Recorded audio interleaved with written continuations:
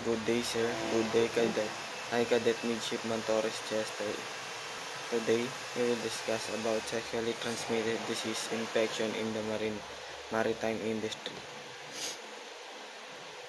Sexually transmitted disease infection, STDs or STIs, pose a significant health risk within the maritime industry, affecting the well-being of seafarers and potentially impacting maritime operation. This report aims to provide thorough examination of the relevant challenges and preventive measures associated with STDs, STIs in the maritime sector.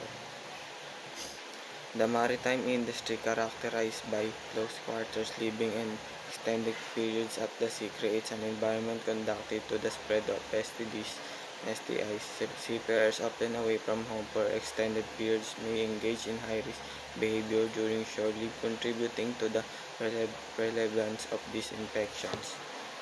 Challenges: limited access to healthcare facilities, inadequate awareness programs, and the stigma associated with STDs at present challenge in addressing and preventing the spread of infection among maritime workers.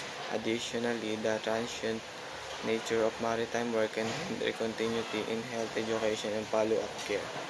Preventive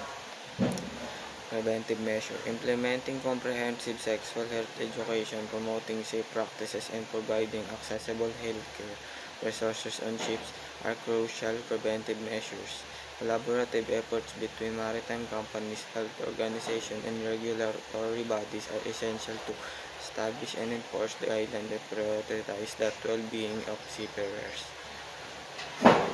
Addressing STDs, STI in the maritime industry requires a multifaceted approach involving education, healthcare access, and industry-wide cooperation. Prioritizing the sexual health of maritime workers not only safeguards individual well-being but also contributes to the overall safety and efficiency of maritime operation.